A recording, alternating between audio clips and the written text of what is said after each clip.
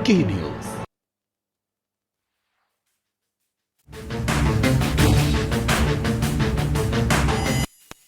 इस कार्यक्रम के प्रायोजक हैं महक सिल्वर, मेरा दिल पर।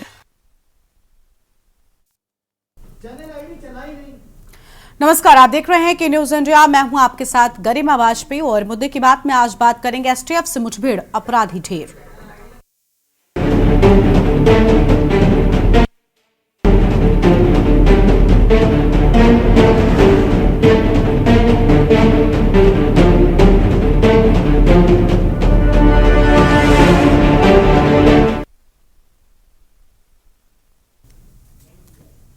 सोमवार की देर रात शामली के झिंझाना क्षेत्र के उदयपुर गांव में जंगल में 1 लाख का इनामिया अशरद सहित उसके 3 साथियों को मुठभेड़ में ढेर कर एसटीएफ पश्चिमी यूपी सहित आसपास के इलाकों को अपराध मुक्त बनाने में बड़ी सफलता प्राप्त कर ली है।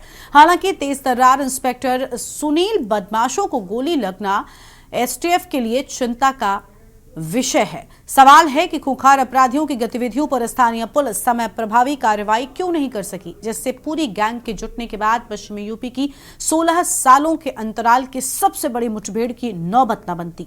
एसटीएफ मेरठ को गैंग द्वारा लूट की बड़ी घटना को अंजाम देने की सूचना पर मौके पर पहुंची। उदयपुर के ईंट भट्ठे के पास ब्रेजा कार सवारों ने रोकने का प्रयास करते ही एसटीएफ पर ताबड़तोड़ फायरिंग शुरू कर दी। इससे एसटीएफ को जाबी फायरिंग करने को मजबूर होना पड़ा। बदमाशों की तैयारी का अंदाजा इस बात से लगाया जा सकता है कि उन्होंने आधे घंटे से अधिक समय तक करीब 1 दर्जन सदस्यों वाली एसटीएफ टीम को न सिर्फ छकाए रखा, बल्कि जाबाजी की पहचान रखने वाले इंस्पेक्टर सुनील कुमार बदमाशों की गोली लगने से गंभीर रूप से घायल भी हो गए, जिन्हें इलाज के लिए गुरुग्राम के अस्पताल मेदांता में भर्ती कराया गया है। घायल इंस्पेक्टर सुनील कुमार पूर्व में जहां पीएससी के कंपनी कमांडर रहे हैं, तो वहीं ददुआ और ठोकिया जैसे दुर्दांत डकैतों का एनकाउंटर करने वाली टीम का हिस्सा भी रह चुके हैं। एनकाउंटर में अर्शद का साथी सोनीपत का मंजीत और हरियाणा के मधुबन निवासी सतीश सहित एक अन्य बदमाश को भी ढेर किया गया है। मारे गए बदमाश मंजीत को आजीवन कारावास की सजा काट रहा था, जो इन दिनों पैरोल पर जेल से बाहर आया था, वारदातों को अंजाम दे रहा था। इसलिए सवाल है, शामली सहित आसपास जनपदों की पुलिस को बदमाशों की सक्रियता के समय रहते भनक क्यों नहीं लगी।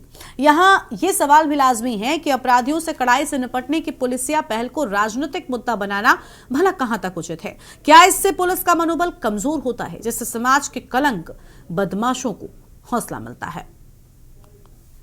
इसी पर आज हम विस्तार से करेंगे चर्चा।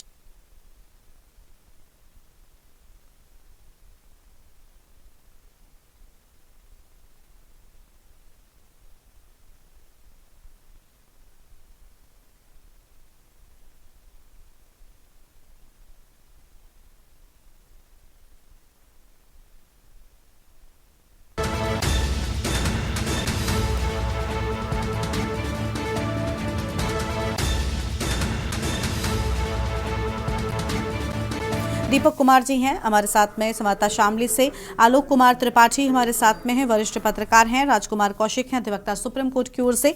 शुरुआत करेंगे अपनी चर्चा की। सबसे पहले रुक कर लेते हैं शिवा का, लखनऊ से। शिवा, इंस्पेक्टर जो घायल हुए उनकी स्थिति कैसी है, सबसे पहले वो अपडेट, और साथ ही साथ एक बड़ी जाबाजी का ये नमूना सामने आया है, जिस तरीके से इन बदमाशों को ढेर किया गया और एसटीएफ ने एक पूरे क्षेत्र को अपराध मुक्त करने का प्रयास किया। शिवा, देखिए, बड़ी कार्रवाई है गरिमा एसटीएफ के लिए कि शामली जिले के अंदर ये जो एनकाउंटर हुआ है, ये मुस्तफा कग्गा गैंग का वो गैंग था जो पश्चिमी उत्तर प्रदेश के लिए एक बहुत बड़ा भार था, और इनके जो मेंबर्स थे वो लगभग लूट, फिरौती, हत्या और लूट जैसी वारदातों को अंजाम देते थे। और जो अरशद नाम का जो बदमाश है, जिसके ऊपर 1 लाख का इनाम एडीजी मेरठ ने किया था, उसको काफी दिनों से एसटीएफ की टीम तलाश कर रही थी। और शामली जिले के झिंझिना में तकरीबन 2 बजे के आसपास एसटीएफ की जो टीम है उसने इस कार सवार बदमाशों को घेरा, और जब रोकने के बाद उन्होंने आत्मसमर्पण करने के लिए कहा, तो उन बदमाशों ने, जो उनके पास ऑटोमेटिक पिस्टल्स थी, तमंचे थे और जो कार्बाइन थी, उस हथियारों से पुलिस पार्टी पर फायरिंग करना शुरू कर दी। और जब जवाबी फायरिंग हुई स्पेशल टास्क फोर्स के लोगों ने की, तो उन सभी जवाबी फायरिंग में 4 बदमाश मार गिराए गए हैं, जिसमें अरशद है 1 लाख का जो इनामी है, जो मुस्तफ़ा कग्गा गैंग का मुख्य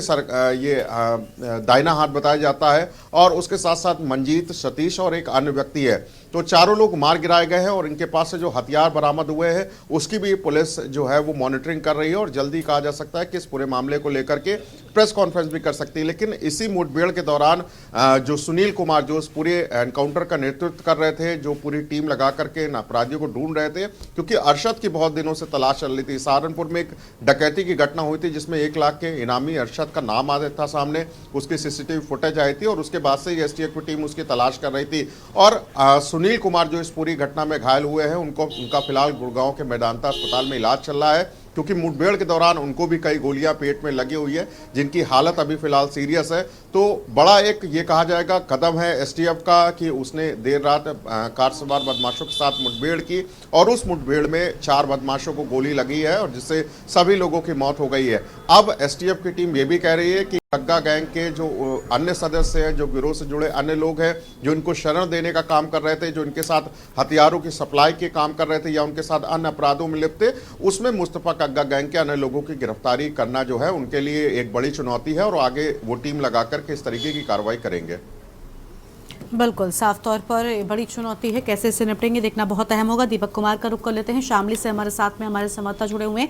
दीपक, पश्चिमी यूपी में 16 वर्षों की अब तक की ये सबसे बड़ी मुठभेड़ मानी जा रही है, बड़े अपराधियों को इस बार निशाना साधा गया, लेकिन सबसे बड़ी बात यह कि जिस तरीके से आधे घंटे से ज्यादा वक्त तक इन बदमाशों ने पुलिस को छकाए रखा, ये अपने आप में एक बड़ा सवाल है। और ऐसा लगता है मानो ये बदमाश बिल्कुल तैयार थे, इनको जानकारी थी।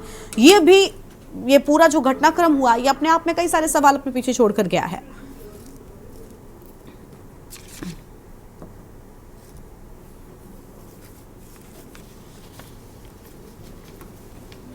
अनम्यूट कीजिए दीपक, पहले उसके बाद बोलना शुरू कीजिए।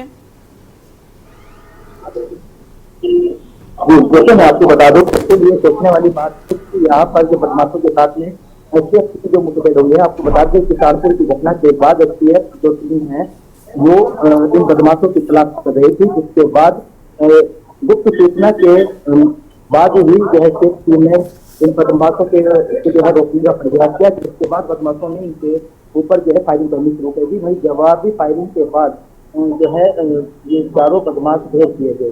इसके बाद चारों बदमाश ढेर होने के बाद जो है एसटीएफ की जो एक बड़ी कार्रवाई को देखने को मिल रही है, जिसमें आपको पता है कि यहाँ पर एक सुनील इंस्पेक्टर एसटीएफ की जो घायल हुए हैं, जिसको लेकर उनको पहले करनाल हॉस्पिटल में भर्ती करा गया, जहाँ पर उनकी हालत को गंभीर देखते हुए उनको गुरुग्राम के मेदांता हॉस्पिटल में भर्ती कराया गया, जहां पर अभी भी उनकी हालत को गंभीर देखा जा रहा है।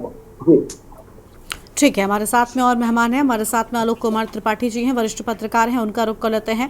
आलोक जी, बहुत स्वागत आपका के न्यूज इंडिया पर। सबसे पहले इंस्पेक्टर एक गोली लगने से घायल हुए हैं, बड़ी मुठभेड़ थी, पुलिस की पूरी तैयारी थी, लेकिन जब भी ऐसी मुठभेड़ होती है हम कई बार देखते हैं बड़े जो ऐसे ऑपरेशंस होते हैं, खासतौर पर पुलिस के बड़े माफियाओं के खिलाफ, अपराधियों के खिलाफ, कई बार इनमें जानकारी हो जाती है, इन माफियाओं को पहले से ही इन्हें पता होता है कि किस तरीके से इन पर जो है पुलिस का एक्शन होने वाला है। ये अपने आप में बहुत बड़ी कमी है इस पूरे सिस्टम की। इस पूरे सिस्टम में कई बार लोगों की जान चली जाती है। हमने देखा कई बड़े मामले अगर हम उठा लें तो उनमें भी जानकारी होती है माफियाओं को, बदमाशों को, दबंगों को कि पुलिस का एक्शन होने वाला, और जिसके चलते हमारे पुलिस के जवानों को जान तक कई बार खोना पड़ सकता है।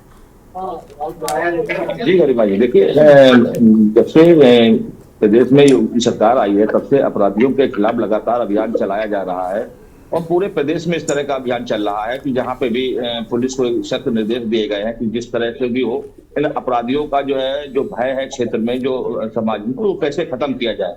और पिछले कुछ वर्षों में आप देखिए लगातार एनकाउंटर हो रहे हैं, लोग मारे जा रहे हैं जो भी अपराध की दुनिया में अपना एक परचम लहराते थे। पश्चिमी उत्तर प्रदेश खासा चर्चित रहता है अपराध के नाम पे और अपराधियों के नाम पे, और वहाँ एक बहुत बड़ा सक्रिय गैंगों का, तो उसमें मुझे लगता है कि इस तरह का, लेकिन जब इस तरह की जो अपराध होते हैं और पुलिस उनके खिलाफ अभियान चलाती है तो कई बार इस तरह की घटनाएं भी होती हैं कि पुलिस के जवान भी शहीद होते हैं, उनको भी गोलियां लगती हैं, और कई बार इस आपाधापी में वो अपना सुरक्षा कवच होता है उसको भी ले जाना भूल जाते हैं, कई बार ऐसी स्थितियां बनती हैं कि पुलिस के वहां से कहीं से मुखबिरी हो जाती है और अपराधियों को पता चल जाता है कि पुलिस उनको ढेर करने वाली है या उनका रास्ता रोकने वाली है, उसमें अचानक ही गोलीबारी चलती है। तो ये एक अभियान चलता है इस तरह का, और मुझे लगता है कि इस तरह से अभियान जब चलता है तो कहीं ना कहीं लोगों में जो अपराध है, अपराधियों में भय का माहौल बनता है।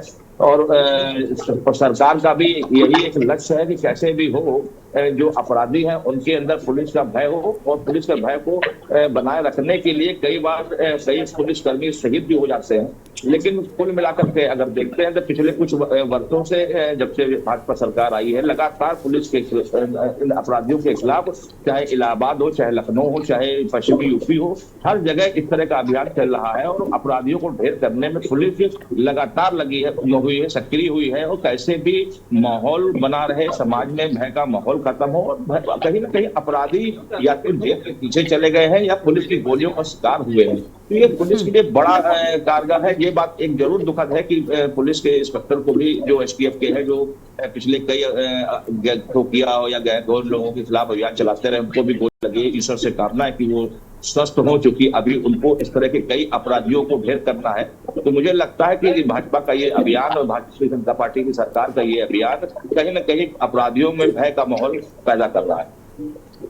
बिल्कुल, साफ तौर पर अपराधियों में भय का माहौल जरूर है, लेकिन अगर इन अपराधियों पर सख्त एक्शन इस तरीके से लगातार पुलिस करती रही तो कहीं ना कहीं अपराध पर लगाम जरूर लगेगी।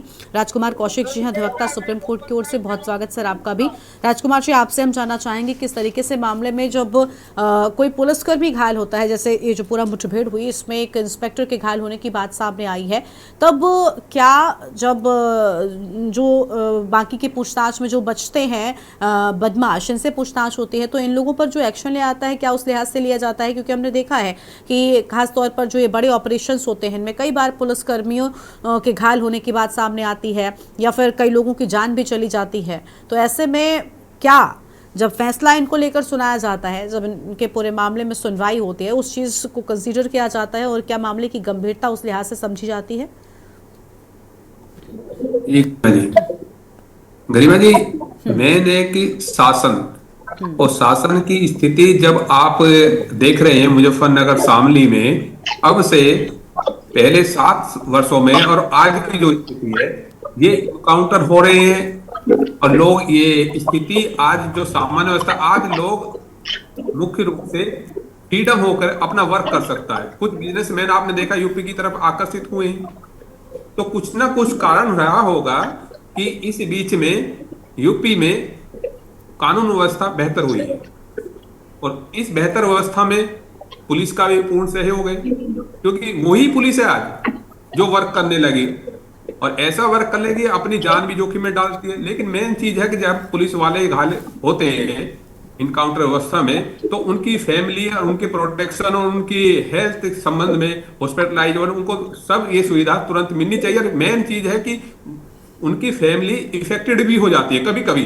ऐसे भी अधिकारी होते हैं कि ये जो माफिया एक संगठन होता है इन लोगों का, छोटे से लेकर ऊपर तक का, तो ये जैसे कोर्ट में कोई पैरवी होती है, उन लोगों की ये होते हैं, उसको उनको इफेक्टेड करते हैं। तो हर तरह से उनको सहयोग मिले पुलिस कर्मियों के, और पुलिस कर्मियों की जो गवाही होती है, तो कुछ टाइम में काफी लंबा प्रोसीजर हो जाता है कानून का, तो उस प्रोसीजर के कारण भी सही तरह से उनको सजा होने में भी दिक्कत आती है, क्योंकि कुछ अधिकारी रिटायरमेंट हो जाते हैं, 15-20 साल पुराने मुकदमे हो जाते हैं। लेकिन मैंने इनका कानूनी रूप में जल्दी से जल्दी निस्तारण किया जाए। ऐसी अदालतें कार्य कर रही है, जैसे बड़े माफिया होते हैं जो राजनेता हैं, उनके लिए अलग अदालतें बनाई गई हैं, फास्ट ट्रैक कोर्ट बनाए गए हैं। तो स्थिति ये है कि बेहतर व्यवस्था के लिए पुलिस ही कंट्रोल कर सकती है, और पुलिस इसमें कार्रवाई कर रही है। आप देख रहे हैं कि ये इनकाउंटर नहीं होते और ऐसी स्थिति नहीं होती, क्योंकि ये माफिया कभी नहीं, ये भाई बहन कोई रिश्ते को कुछ नहीं समझते, ये केवल अपना उद्देश्य समझते हैं, अपनी दहशत बनाना चाहते हैं पब्लिक में, और उस दहशत के कारण इनका शासन चलता है। तो आप जैसे जितना भी है पुलिस ने इस तरह का जो काउंटर किया है, वो लगा है कि जो बेहतर व्यवस्था है पब्लिक के लिए। ठीक है सर, आपके पास में लौटेंगे, अपनी चर्चा को हम और आगे बढ़ाएंगे। और बातचीत करेंगे। हमारे साथ में लगातार मेहमान जो हैं वो जुड़े हुए हैं। हमारे साथ में प्रदीप सारंग जी हैं, उनका भी रुख कर लेते हैं। प्रदीप सारंग जी, बहुत बहुत स्वागत आपका के न्यूज़ इंडिया पर। प्रदीप जी, गैंग जुटना स्थानीय पुलिस की विफलता होती है। सबसे पहले अगर निचले स्तर पर जो थाने की पुलिस होती है, चौकी की पुलिस होती है, अगर ये एक्टिव रहे तो मुझे लगता है इस तरीके का कोई सरगना या गैंग बनने ही नहीं पाएगा। जी, सही कहा आपने। पहली बात तो मैं उत्तर प्रदेश के मुख्यमंत्री जी को बहुत बहुत धन्यवाद देता हूं कि उन्होंने उत्तर प्रदेश में निश्चित रूप से अपराधियों के अंदर एक खौफ पैदा करने का काम किया है, जो स्वस्थ समाज के निर्माण के लिए जरूरी होता है। यह समाज ही दंड और पुरस्कार के विधान से चलता है, पूरी सृष्टि चलती है। तो बीच में क्या हुआ था कि दंड का विधान कमजोर हो गया था, ये हुआ है। दूसरी बात कि ये जो कैसे गैंग बन जाते हैं, निश्चित उसमें पुलिस का ही हाथ होता है। सच ये है कि जब कोई एक सुल्ताना डाकू एक अंडा चुरा के लाता है, चाहे उसको घर से प्रोत्साहन मिला हो तो सुल्ताना डाकू बना हो, और चाहे पुलिस चौकी और निचले स्तर के बीट पुलिसकर्मी से उसे साह मिलती हो, उसके बदले चाहे वो कीमत लेते हो, जो भी हो, फिर वो बड़ा दहशतगर्द बन जाता है, आतंकवादी बनता है, बदमाश बनता है, लुटेरा बनता है, रोड होल्ड अप करता है। तो इसमें कहीं ना कहीं निचले स्तर के पुलिसकर्मियों की साह होती है, बाद में नासूर बनता है समाज के लिए और पुलिस को फिर सामने आना पड़ता है। अब बात यह है कि एनकाउंटर हो रहे हैं, निश्चित रूप से अगर कोई आपराधिक चरित्र का व्यक्ति जो दहशत के आधार पर अपना काम कर रहा है, अगर उसका एनकाउंटर होता तो सही होता है। कई बार गलत एनकाउंटर भी होते हैं, उसमें आम जनता सफर करती है, उसका परिवार सफर करता है, बाद में उसके लिए कोई रेमेडी नहीं होती। तो एनकाउंटर बहुत अच्छी चीज किसी भी समाज के लिए नहीं है, किसी भी व्यवस्था के लिए एनकाउंटर कोई समाधान नहीं है। एनकाउंटर तो तात्कालिक ऑपरेशन है, लेकिन सरकार को, पुलिस को अपना गिरेबान झांकना होगा। और जिस तरह से स्वस्थ समाज की बात करते हैं, हर पुलिस विभाग को अपने अंदर देख करके एक नई रणनीति बनानी होगी कि कैसे अपराधी जन्म ही न लें।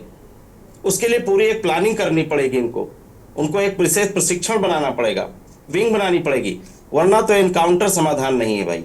हम एनकाउंटर से सहमत नहीं है, लेकिन जो अपराधी किस्म के व्यक्ति एनकाउंटर होता है तो बड़ी प्रसन्नता होती है कि जो दहशत फैलाना चाहते हैं उनको अंजाम तक जाना चाहिए। जी ठीक है सर, ठीक है। और मेहमान हमारे साथ में बने हुए हैं, लगातार हम उस पर चर्चा कर रहे हैं। शिवा के पास एक बार फिर से चलते हैं। शिवा, एसटीएफ ने 4 कुख्यात बदमाशों को ढेर किया है और कहीं ना कहीं इस पूरे घटनाक्रम के बाद से कुछ लोगों को, उन बदमाशों को, खासतौर पर उन गैंग्स को जो इस तरीके के अपराधों को अंजाम देते हैं, एक डर, एक भय उनमें जरूर देखने को मिलेगा।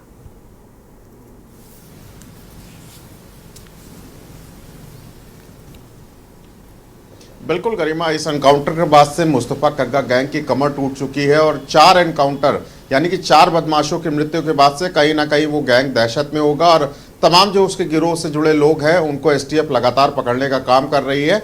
और पश्चिमी उत्तर प्रदेश में मुस्तफा कग्गा गैंग का एक बहुत खासा प्रभाव था, जो लूट, हत्या, डकैती की जब तमाम जो वारदातें होती थी वो इसी गैंग द्वारा की जाती थी।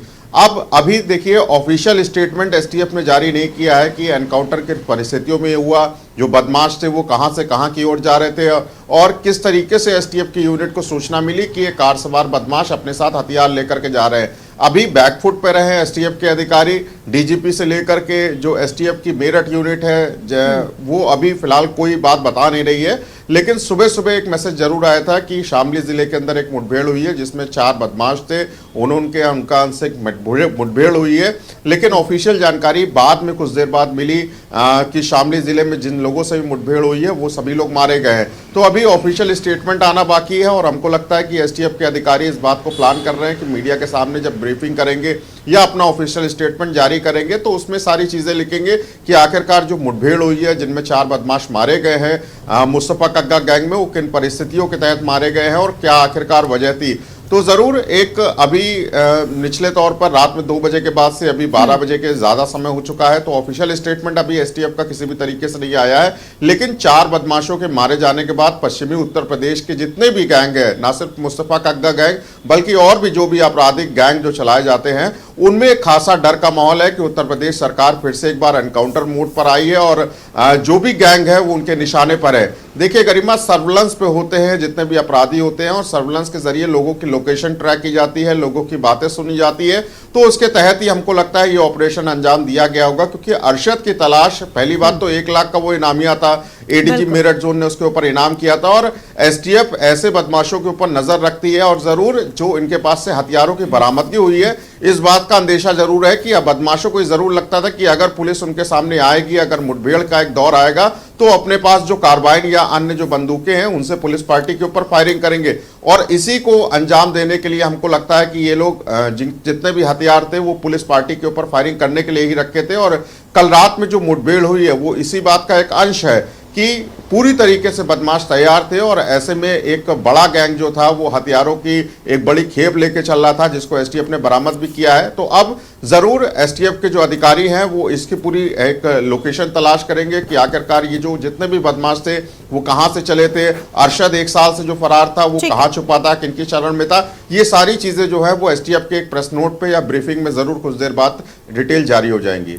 बिल्कुल, साफ तौर पर कुछ देर बाद डिटेल जारी हो जाएगी। बहुत अच्छी बात आपने कही कि अगर कुछ चीज़ों का ध्यान रखा जाएगा तो ऐसी घटनाएं नहीं होंगी। और जैसा कि प्रदीप जी ने भी कहा कि देखिए, एनकाउंटर किसी भी समस्या का हल नहीं है, क्योंकि एनकाउंटर कर देने मात्र से अपराध पर लगाम नहीं लग जाती, अपने आप में बड़ी बात है। प्रदीप जी का ही रुख कर लेते हैं एक बार फिर से। प्रदीप जी, बिल्कुल ठीक बात है कि एनकाउंटर लगातार होते हैं, बड़े बड़े केसेस में हम देखते हैं, ऐसा नहीं है कि कम होते हैं, लेकिन क्या अपराध खत्म हो रहा है? वो तो नहीं हो रहा है। उसके बावजूद लोगों में क्या डर है? नहीं है। तो सर, कैसे अपराध को समाज से दूर किया जा सकेगा? कैसे आखिर इस अपराध पर लगाम लग सकेगी? क्या किया जाना चाहिए? काउंटर के अपराध रोकने की प्रक्रिया का एक जरूरी हिस्सा है। और इन जिधर जो योगी सरकार में एनकाउंटर हुए हैं वो निश्चित ये ट्रुथ है कि अपराधों में कमी आई है, इस बदमाशों और अपराधी चरित्र के लोगों में दहशत आई है, कानून का डर हुआ। एक्चुअल में अपराधी जो है समाज की गलत नीतियों से, मैं समाज की भी नीति कर रहा हूँ, सरकारी नीति नहीं, सरकारी नीति तो समाज की नीति, गलत नीतियों से भी, वो चाहे गरीबी हो, चाहे अंधविश्वास हो और कई कारण है जिनके तहत रिएक्शन के स्वरूप ये आपराधिक चरित्र अपना लेते हैं लोग, और फिर बड़े स्तर पर जाकर के इनको सह मिल जाती है, चाहे किसी अधिकारी का, चाहे किसी गैंग का। तो एनकाउंटर है, लेकिन अब इसको रोकने के लिए सबसे बढ़िया तरीका क्या है कि जितनी जल्दी आर्थिक संपन्नता बढ़ेगी लोगों की निचले तबके में, आज भी इधर हमारा उत्तर प्रदेश काफी प्रगति पर है, आर्थिक दृष्टिकोण से काफी उन्नत पर है, तमाम परिवार आर्थिक संपन्नता की ओर बढ़ रहे हैं, लेकिन अभी भी तमाम लोग ऐसे हैं जिनको 2 जून की रोटी ढंग से नसीब नहीं होती, जिसको पौष्टिक भोजन नहीं मिलता है। अब कोरोना काल के कारण अपराध भी बढ़ा है। कोरोना काल में सारा जो सिस्टम था डेवलपमेंट का, चक्का रुक गया था, तो सबसे ज्यादा पिसा तो गरीब तबका जो रोने कमाने वाला था।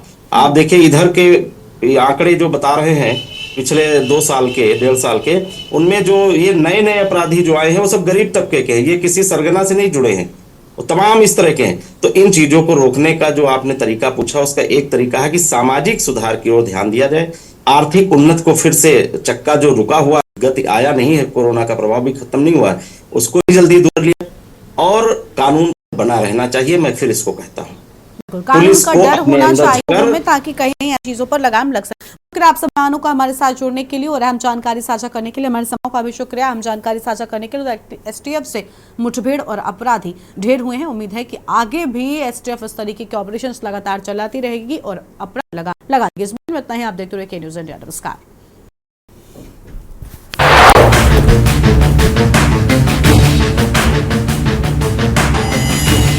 इस कार के प्रायोजक हैं महक सिल्वर। मेरा दिल पर। आप देख रहे हैं के न्यूज़, खबरों का सारथी।